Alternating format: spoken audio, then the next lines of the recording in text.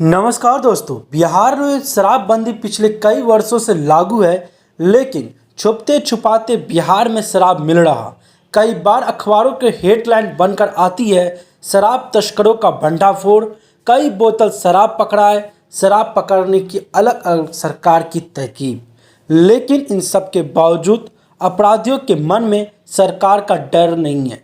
तभी तो लगातार इतने गिरोह पकड़ाने के बावजूद कई नए गिरोह बनते जा रहे हैं और शराब के साथ पकड़े जा रहे हैं। एक बार फिर से एक ऐसा ही मामला सामने आया है, जिसमें नगर थाना क्षेत्र के शुभंकरपुर के वाजिदपुर का है। यहाँ के प्रभारी अखिलेश कुमार को गुप्त सूचना मिली कि सेंट्रो सिल्वर कार में बड़ी मात्रा में शराब लेकर जा रहा। वहीं गुप्त सूचना के आधार पर वाजिदपुर के पास सेंट्रो कार को घेरा। वहीं पुलिस को देखकर एक युवक फरार हो गया, लेकिन एक व्यक्ति पुलिस के हाथे चढ़ गया, जो कि विश्वविद्यालय थाना क्षेत्र के आजमनगर मोहल्ले का रहने वाला है।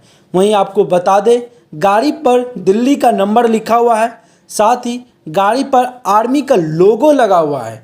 वहीं गिरफ्तार हुए व्यक्ति से पूछताछ की जा रही है और साथ में सुने पुलिस अधिकारी ने क्या कुछ कहा। उनका कहना है, अगर आप लोगों का सहयोग रहा तो पूरे शुभंकरपुर को सुधार देंगे और शराब की एक खेप तक नहीं मिलने देंगे। तो बने रहे वीडियो के साथ और देखें क्या कुछ कहा गया।